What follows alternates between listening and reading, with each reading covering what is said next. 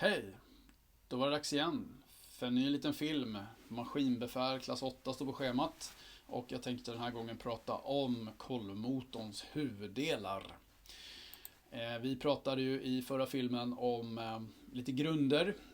Tvåtaktsprincip, fyrtaktsprincip. Vi pratade om verkningsgrad, bränsleförbrukning, energieffekt, kompressionsförhållande och liknande saker. Nu blir det som sagt då kolvmotorns huvuddelar. Eller kolvmotorn och dess komponenter som det kallas i kursplanen då. Allt jag säger finns i den här boken plus mycket mer. Det här är boken jag rekommenderar, men det finns såklart en massa andra böcker du kan använda. Men det här är tipset på kurslitteraturen som jag tycker du ska använda. Då kör vi igång. De här delarna är det vi ska prata om, och det är då vevrörelsen och motorblocket, topplockspackningen. Sen finns det en del kåpor och vi har ett oljetråg och så vidare. Där kanske vi inte lägger så mycket tid på det då. Men vi börjar med den kanske största delen, själva motorblocket då. Och här pratade vi om i förra genomgången, eller förra filmen, att man kan sätta cylindrarna på olika geometrier. Man kan sätta dem på rad, då blir det en rak motor som den här. Eller man kan sätta dem i V-formation, och då blir det som den bortre bilden visar där, en V-motor. Och jag nämnde att det finns massa varianter på det här V, alltså hur många grader, vinkeln där. Jag skulle säga att det vanliga är nog 90 grader, men du får läsa i boken, det finns massa varianter på detta om du är intresserad att lära dig mer om just det. Det här är en gjuten historia som man sen bearbetar för att få den finishen man vill ha på de ytorna som är viktiga då, där det ska kanske gå en kolv upp och ner, eller att vi ska ha smörjolja, kylvätska, luft, avgas eller något annat som ska strömma fram på ett bra sätt för motorn. Förr i tiden så göt man och så bearbetar man de här ytorna i motorblocket. Det man gör idag och har gjort väldigt länge, det är att man tar separata delar. Som jag pekar på där så har du ett cylinderfoder. Så att, det är det som bildar själva cylindern. Och då förstår du att det är lättare att jobba med ett cylinderfoder i en maskin för att bearbeta en yta och ta fram den produkten man vill ha. Än att stoppa in ett helt motorblock i en maskin och bearbeta alla de ytorna. Plus att vi då får fördelen att vi kan byta cylinderfodret om det skulle gå sönder. Eller bli slitet efter många timmars användande och så vidare.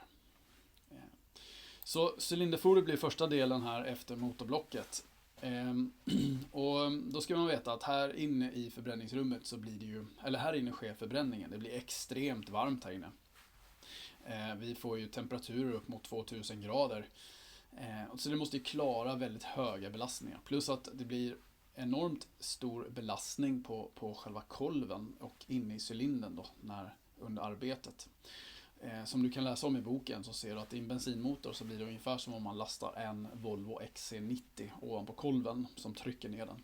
Och i en dieselmotor så laddar man två Volvo XC90 bilar på kolvtoppen. Det är de belastningarna det handlar om. Plus den här höga temperaturen då. Och allt material, metall i alla fall, expanderar ju lite grann när det värms upp. Så att det måste finnas utrymme för den expansionen. Och just att det blir väldigt varmt så vill man då kyla de här. Så det som är markerat med en blåaktig färg här, det är en kylmantel. Det är där man har vätska kring cylinderfodret. Man brukar kalla det utrymme för en kylmantel. Så cylinderfodrarna badar i motorns kylvatten kan man säga, just för att få en effektiv kylning på det här. Det står ju här på bilden att de är lätta att byta, och det är de faktiskt när man väl kommer så långt. Men innan man kan byta den här så ska ju då topplocket bort, man ska ta ur cylindern, man måste lossa vevstaken från vevaxeln. Så det är en hel del jobb som ska göras, men när du väl har kommit så långt så att det bara är ett cylinderfoder i ett motorblock, då är det faktiskt ganska lätt att byta det här. Just att vi har kylvätska så kräver det ju att vi har tätningar, och det vi använder för O-ringarna till. Och vi vill också att det är tätt i överkant så att kylvätska och kanske olja inte rinner ner i cylindern. Så att det löser vi med topplockspackningen. och en finurlig att den ligger en liten någon tiondels millimeter ovanför toppen som själva toppytan på motorblocket som gör att det tätar. Det står att den ska ha lös passning och det är det jag bedömde då för att den ska liksom kunna, den här värmeutvidgningen ska tillåtas. Och sen honing, vad är nu honing? Jo, det är att man bearbetar ytan. Här har vi en annan bild. Då ser vi 2 stora cylinderfoder. Det här är taget från en Finlandsfärja, alltså en stor båt som går mellan Stockholm och Åland eller Helsingfors, Åbo. Och det man gör här inne, det är insidan här som är honad. Och det man gör det är att man polerar upp den ytan så att den blir som en ruggad metallyta. Om du tänker dig att du har en bit metall och så tar du ett bit sandpapper och så gnuggar du på den så blir det en ruggad nyslipad yta. Det är så man vill att det ska se ut och det är så man gör när man honar ett cylinderfordon. Och det är för att oljefilmen ska ligga kvar på den här väggen så att oljan inte ska rinna av och hamna ner i tråget utan att den ska ligga kvar där på cylinderfoderväggen och hjälpa till att smörja och täta i cylindern när kolven rör sig upp och ner. Här har vi lite bilder på de här tätningarna jag pratar om. En del motorer har skvallerhål. Du ser en liten kanal borrad längre bort där man har lite som ett skvallerhål. Man tittar på utsidan av motorn så ska det vara helt torrt och inga vätskor där. Men ser du att det kommer lite kylvätska på utsidan eller kanske smörjolja och då är det någon av tätningarna som börjar ge sig. Det är dags för att planera in en större service på din motor. Det är inte alla motorer som har det, men vissa kan ha det. Och där ser du också den här kylmanteln, det är den här blåa ytan som ligger. Jag ska peka på den. Här har vi den ungefär.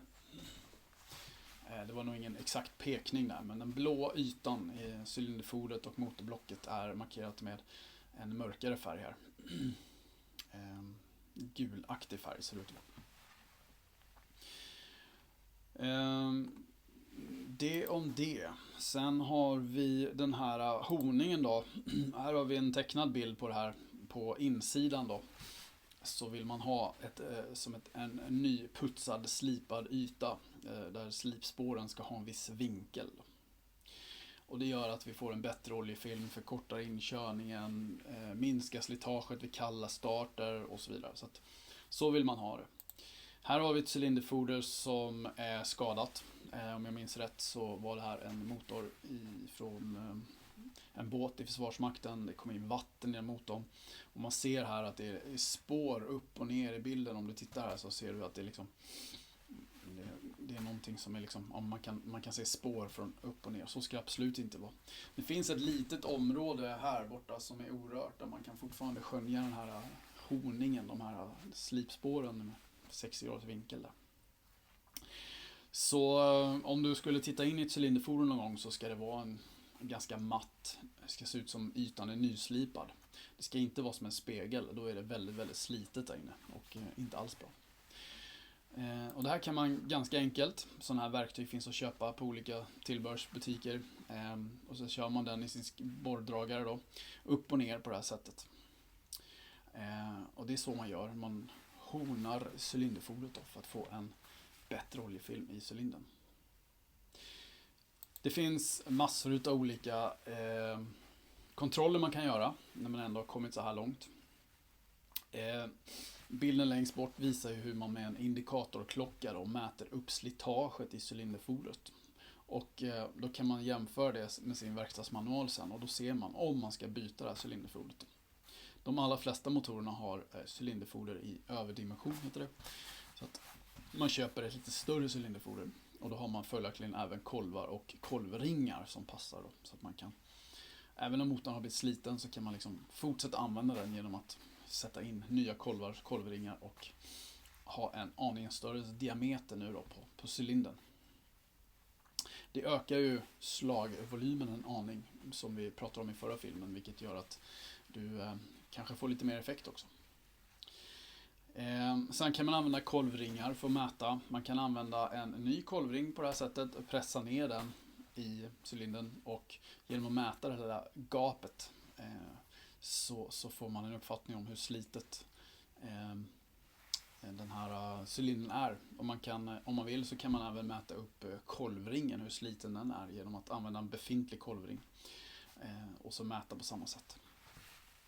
Vi gör inte så mycket sånt där längre, utan oftast så blir det så att när man tycker att motorn inte ger den effekten man önskar längre och det kanske är läckage och det blir lite fel här och där och då byter man motor istället. Med större motorer då byter man aldrig motor, utan man gör stora överhållningar kallas det. Och då plockar man isär hela motorn igen efter kanske 30 000 timmar. Lämnar in allt på service och sätter ihop den igen och så har man i princip en ny motor. Det var om själva motorblocket och vi pratar om cylinderfoder en hel del. Ska vi ta toppblocket nu då? Det finns ju massa olika ord för samma sak. Alla de som listas här är egentligen olika ord på en och samma del. Och det är toppblock eller cylinderhuvud tycker jag är lättast att använda. Jag säger nog toppblock som oftast tror jag.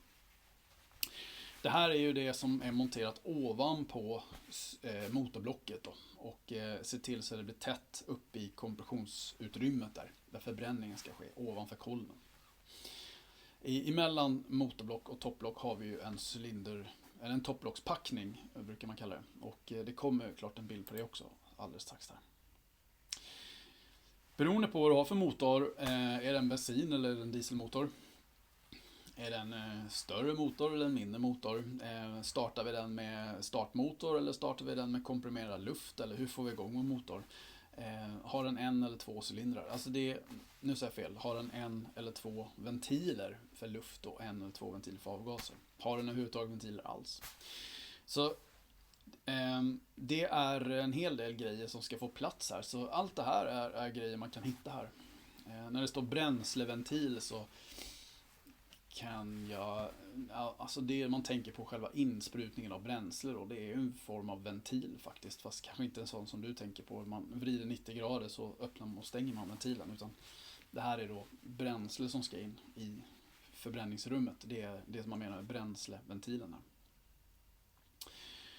här. Tändstift har vi på bensinmotorer och glödstift har vi på dieselmotorer, eller kan ha i alla fall. Det är inte alltid vi har det, men däremot har vi alltid tändstift på en bensinmotor.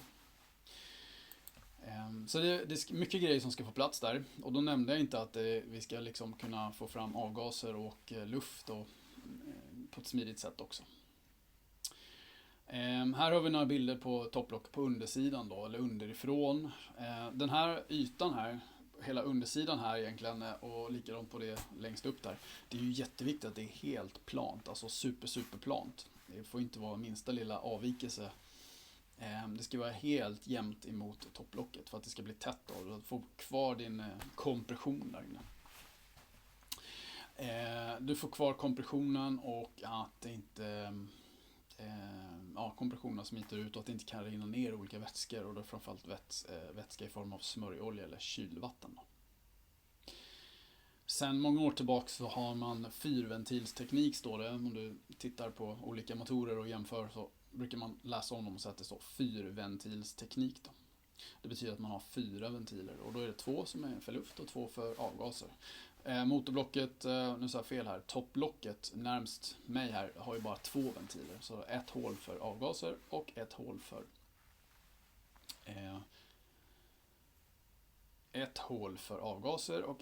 för luft. Men fyrventilsteknik är det vanliga idag.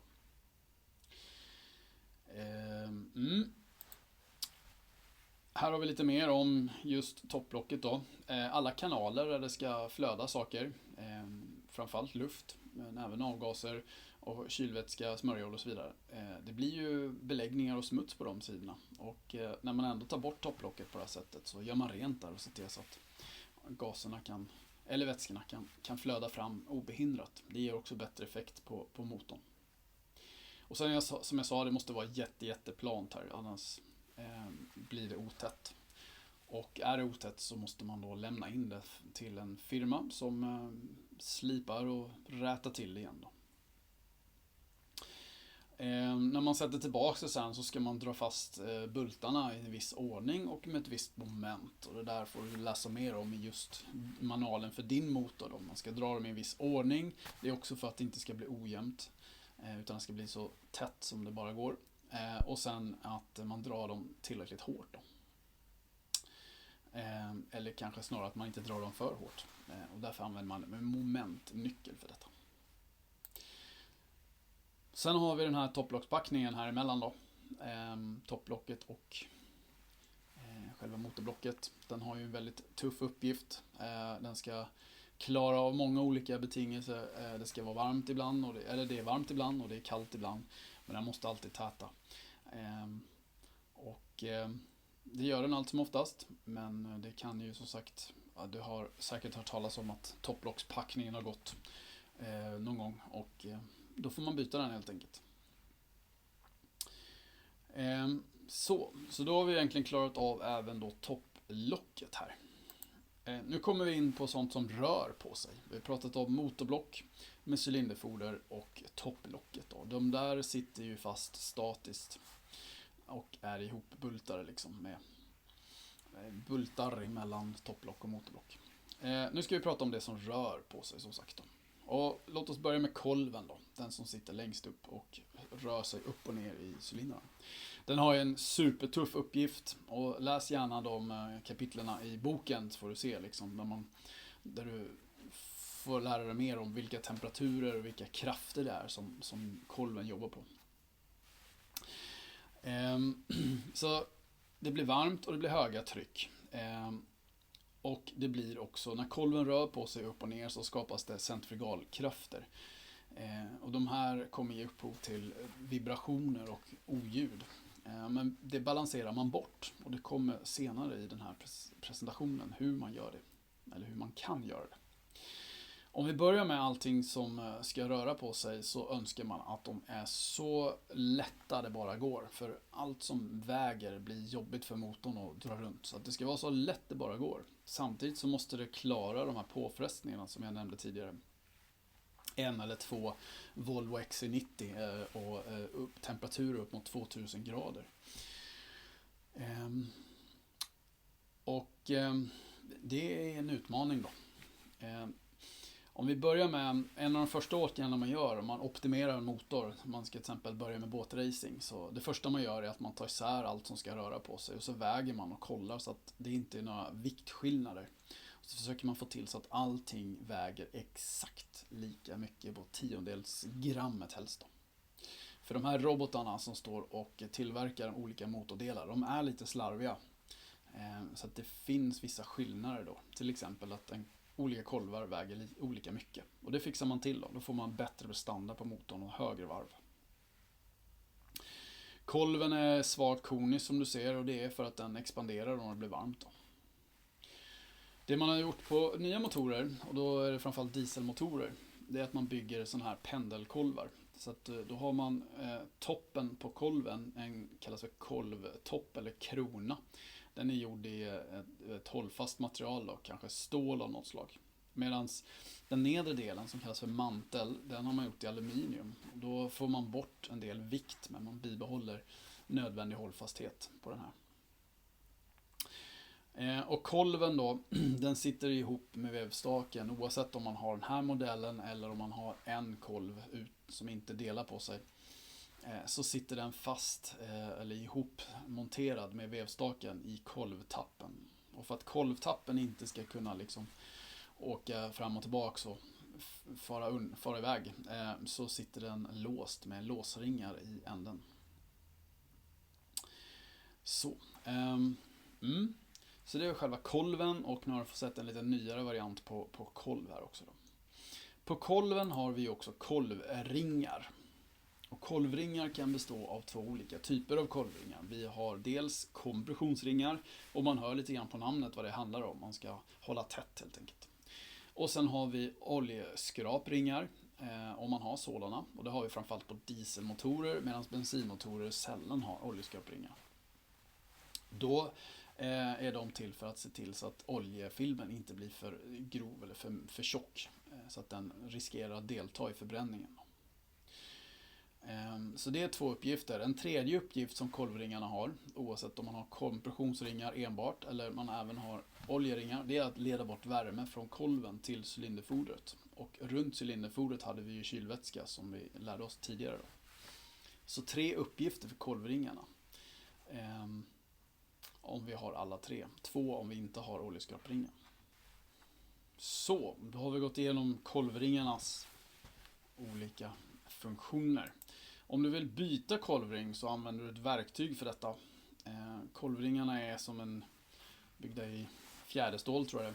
De fjädrar i alla fall lite grann utåt. Så man bänder isär dem och drar dem upp från kolven då.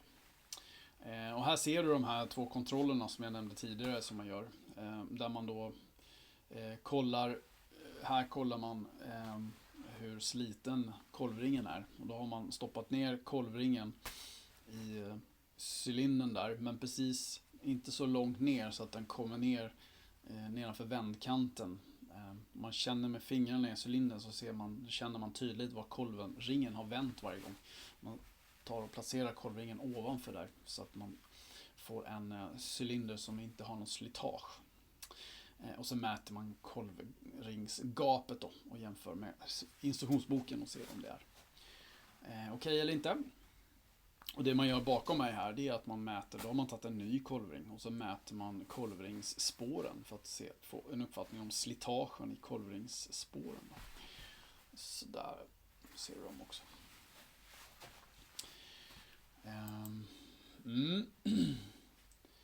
Sen kommer vi då, nu har vi pratat om de där översta delarna längst bort där, det är så himla långt bort så att jag når inte hela vägen dit bort. Kolv och kolvringar då som sitter ihop med vevstaken med hjälp av kolvtappen. Då har vi kvar nu vevaxeln, det är den här långa axeln och sen vevstakarna. Och så ser vi 2 olika hjul i änden av vevaxeln, det kallar vi för svänghjul, det är det som är närmast mig här. Och sen har vi svängningsdämpare längre bort där. Och sen har vi en del lager också då. När det rör på sig och ska snurra så måste vi ha olika typer av lager för att det ska funka och inte gå sönder då. Och lite kort här om olika typer av lager som finns då, så ja, du kanske har åkt skateboard eller rullskridskor eller något sånt där tidigare. Och då vet du att det finns olika typer av lager som man kan köpa beroende på hur snabbt man vill rulla. Det som är nämnt här, det kallar vi för nållager. De hittar vi i bensinmotorer, till exempel utombordsmotorer. Allt från små på några få hästkrafter upp till stora 300-ringar nållager. Det vi hittar i dieselmotorer är allt som oftast såna här glidlager. Och då är det inga nålar eller kulor som rullar, utan det bygger på att de här lagerhalvorna här, de är en mjuk metall och en oljefilm hela tiden, så kan axeln rotera inuti dem där på ett väldigt bra sätt utan att man får någon slitage och man får ingen hög friktion, utan det sker lätt så att man inte tappar effekter. Om vi tittar på själva vevstaken sen då, så är det egentligen samma princip här som för kolven. Den här rör ju på sig, slits fram och tillbaka i cylindern, och då vill man att den ska klara de belastningarna samtidigt som att den inte väger mer än den behöver. För all massa är ju tungt för motorn att driva runt, som jag nämnde tidigare. Så även här så tjänar man på att ta isär motorn och väga upp de här då, se till så att de väger lika mycket. Man pratar om lillända och storända, och lilländen är änden längst upp där som är fäst med kolvtappen i kolven, och storänden, det är den som är monterad och fäst ner vid vevaxeln heter det. Och här ser vi hur en sån här lagerhalva då, glidlager var lagertypen, och det vi ser här är en lagerhalva, och varje vevaxel eller vevstake, vevlager, består av 2 sådana halvor då. Och de här är finurligt konstruerade så att man inte kan vända dem fel. Det ska vara rikligt med olja där. Och sen kan du se, om du tittar noga på den här vevstaken, den är ganska mörk där på filmen, men det finns faktiskt en siffra, och även om du ser den kan jag berätta att När man tar isär sin motor så är det jätteviktigt att man sätter tillbaks alltihop igen precis så som det satt. Annars kommer man inte kunna rotera motorn. Så en vevstake ska tillbaks i samma cylinder som den kommer ifrån. Ja, man märker upp allting om det inte redan är uppmärkt så att allting kommer tillbaks på samma ställe för att det ska funka igen. Och för att få bort då kolven och vevstaken ur cylindern så delar man här nere på bultarna. Här nere har vi ju vevlagerbultarna. Då skruvar man bort dem och då måste du få bort oljetråget och så måste du komma in under motorn. Lossar man på dem då och då får man bort den här halvan här. Och sen kan man dra hela kolven med vevstaken upp ur cylindern. Så går man ner i ett maskinrum på ett stort fartyg till exempel så ser man hur det går liksom sådana här telfrar med block i taket så att man kan liksom med hjälp av en talja dra upp den här kolven ur. Och stora kolvar brukar ha ett gängat hål i centrum så att man kan gänga i en stor ring då för att fästa in krok och sen dra det där uppåt. Det har man inte på små motorer där. Tar man med handkraft så trycker man ur den där. Så det var lite om vevlager. Det brukar också finnas regler för, eller regler heter det kanske inte, men det brukar tillverkaren ha så här, okej, du får använda de här vevlagerbultarna max 3 gånger, sen ska de bytas. Så brukar man sätta ett kärnslag i dem, så ett kärnslag betyder att den är varit bortmonterad en gång och sen monterad igen. Så 2 kärnslag, då har man tagit bort den och satt tillbaka den 2 gånger. 3:e gången måste den bytas. Sen har vi ju själva vevaxeln då. Vevaxeln. Och den är ju, för att vara en axel så har den en liten komplicerad form. En axel kanske vi är vana vid som bara en rak cylindrisk axel. Men den här har ju en väldigt unik form då. Och det är för att den har motvikter som ska motverka när kolven dras upp och ner i cylindern så bildas det som jag sa tidigare centrifugalkrafter och de ska balanseras bort. Det gör man med motvikten då. Så då finns det en balansfaktor här så att man vet hur mycket motvikt man måste ha för att få bort den här centrifugalkraften som uppstår. Och därav får man den här komplicerade formen. Sen i och med att det är vevlager här eller nållager så måste vi få smörjning så att det kommer också vara kanaler borrade här i den här vevaxeln för att få fram smörjolja till de olika smörjställena. Sen om man tittar på den här då så ser man att det är jag har lite svårt att peka här men här till exempel så har vi ett vevlager och så går vi vidare så hittar vi ett nytt vevlager där uppe blir det. Så den här vevaxeln den är för en 4-cylindrig motor. Den har 4 cylindrar. Så om du tittar och räknar så ska du hitta 4 vevlagertappar kallar man det här. Alltså själva ytan där vevstaken är monterad på vevaxeln. Så 4 sådana. Och den första sitter där. Har vi den. Sen har vi ett ramlager kallas det. Och sen har vi ett nytt vevlager. Så det är varannan vevlager, varannat ramlager. Så har vi 4 vevlager så har vi 5 ramlager. Har vi en 6-cylinder motor så har vi 7 ramlager. Om det är raka motorer ska jag säga då. Är det V-motorer så blir det lite annorlunda. Men på raka motorer har man så. Så har du en Volvo D6 hemma i din båt till exempel. Ja, då har du 6 stycken vevlager i den. En för varje vevstake, alltså varje cylinder.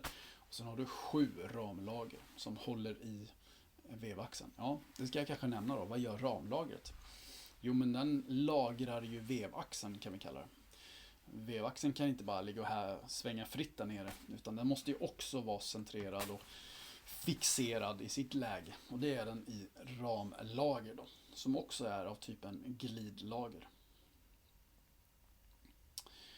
Är det en riktigt stor motor så kan den här vevaxeln vara gjord i flera delar så att man har möjlighet att dels överhuvudtaget för att kunna bearbeta axeln men också kunna byta en del av axeln. Så är den gjord i flera delar och ihopbultad då, nere i motorn. Ehm, mm, där. Ja, om vi tittar på skillnaden mellan en rak motor och en V-motor då, så ser vi det här. På en V-motor, vi har pratat om raka motorer hittills då. På en V-motor så har vi 2 stycken vevstakar som är monterade på en och samma vevlagertapp. Vevlagertapp var ju den här fina bearbetade ytan där vevstaken ska monteras. Och då ser det ut så här. Så därför så blir det lite annorlunda här med antalet ramlager och vevlager på en V-motor. Och här har vi en bild. Jag vet att det i kurslitteraturen som jag rekommenderar då finns en mycket bättre bild på detta, så jag rekommenderar dig att läsa mer om det i boken. Men hur man byter vevlager och vevlager har vi pratat om, men ramlager då. Och då måste ju alla vevstakarna bort och så måste man få ner vevaxeln, så det är en hel del arbete med det. Och så byter man där. Så då har vi pratat om kolv med kolvringar och vevstaken som är fäst i kolven med hjälp av kolvtappen, och i andra änden då, storändan, den är fäst, inte fäst på det sättet, men den är monterad på vevaxeln, och däremellan har vi glidlager på dieselmotorer, medan på bensinmotorer så kan det vara andra typer av lager. Nållager till exempel är vanligt på utombordsmotorer. I ändarna nu då så har vi ett svänghjul, och längre borta så ser vi en svängningsdämpare. Det är inte alla motorer som har en svängningsdämpare. En utombordare har till exempel ingen svängningsdämpare, den har bara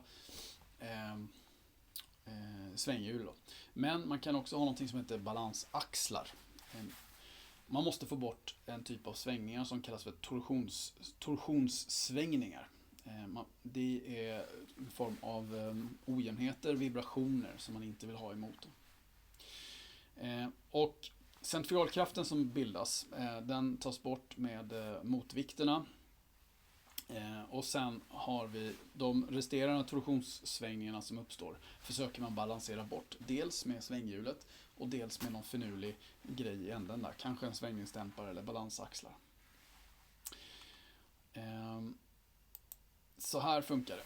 Det bildas som sagt centrifugalkraft då. Men när kolven i sina ändlägen, där kommer den kraften balanseras bort utav motvikten. Utan det är däremellan när kolven flyttar sig. De svängningarna som man ska ta bort. Och det gör man med dels en svängningsdämpare och en